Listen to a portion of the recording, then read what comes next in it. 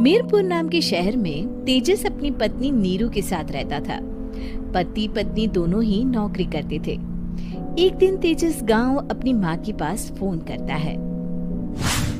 Hello, प्रणाम माँ।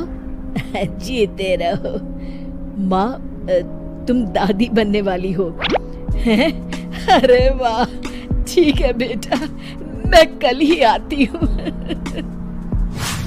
जब माँ जी शहर पहुंची तो बेटी बहू ने बहुत अच्छे से स्वागत किया। लीजिए माँ जी चाय। अरे गर्मा गर्म पकोड़े ले आओ माँ के लिए। नीरू रसोई में गई और 2 मिनट में ही पकोड़े ले आई। जी ये लीजिए।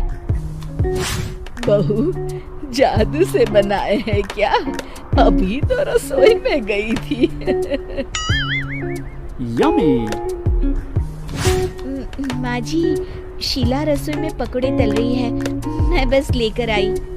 हे भगवान, मेरा धर्म भ्रष्ट कर दिया तूने। अब तो गंगा जल से शुद्धिकरण करना होगा।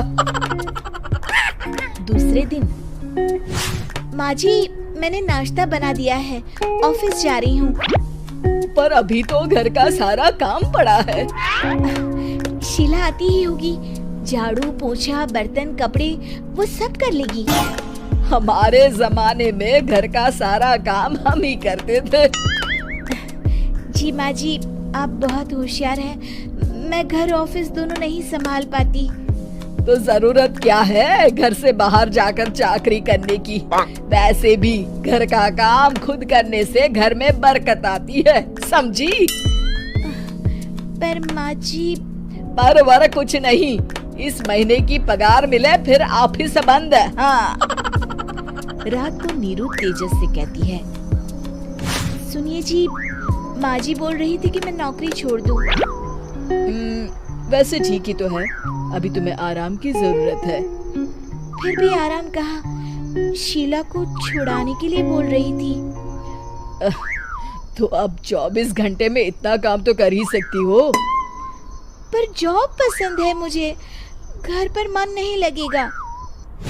अगले दिन जब दोनों ऑफिस के लिए निकल रहे थे, मेरी तो कोई कीमत ही नहीं है इस घर में। माँ जी, आजकल महंगाई बहुत है, रहन सहन भी बदल गया है, दोनों नौकरी करते हैं तभी ठीक रहता है। अच्छा, तू कहना क्या चाहती है?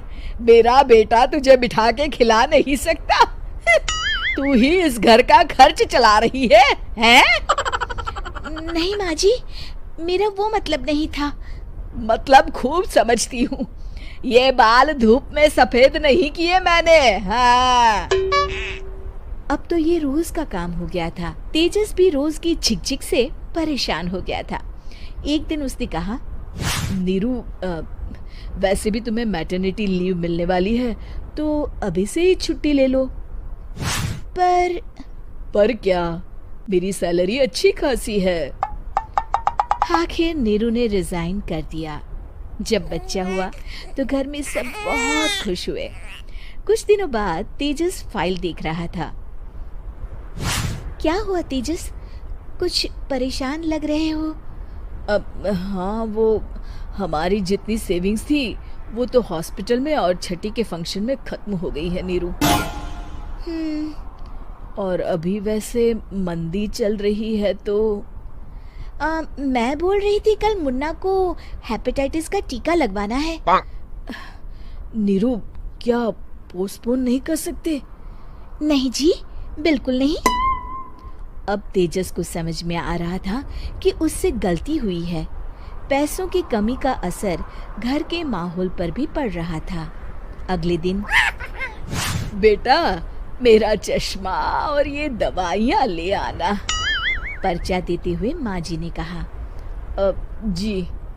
तेजस, मुन्ना के लिए दूध का डिब्बा और डायपर भी ले आना, और ये किराने के सामान की लिस्ट है, इसे भी लाना है।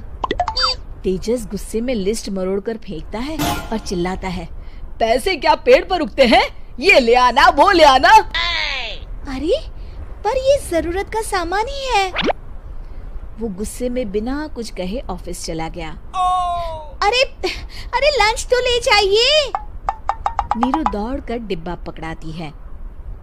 एक दिन खाना खाने के बाद, नीरू, अब तो मुन्ना कुछ बड़ा हो गया, तो अब तुम वापस ज्वाइन कर लो ना जॉब। पर इस रिसेशन में जॉब मिलना बहुत मुश्किल है। ट्राई तो करो। फिर मुन्ना? माँ जी है ना, और एक फुल टाइम मेड भी लगा लेंगे। पर माँ जी, उन्हें तो पसंद नहीं। तभी माँ जी वहाँ आ जाती है और प्यार से नीरू के सर पर हाथ फेरते हुए बोलती है, अब मेरी समझ में आ गया बहू, पहले के और अब के समय में अंतर है। तुम काम शुरू करो, मुन्ना की जिम्मेदारी मेरी। मेरी प्यारी माँ जी। ये कहकर नीरू उनके गले लग गई। शिक्षा, परिवर्तन संसार का नियम है, हमें भी समय के साथ चलना चाहिए। उम्मीद है कि आपको हमारी ये कहानी पसंद आई होगी। कृपया हमारे चैनल को सब्सक्राइब करें और सभी अपडेट्स के लिए बेल आइकन जरूर क्लिक करें। और हाँ, वीडियो लाइक और शेयर करना मत भूलिएगा। Bye bye.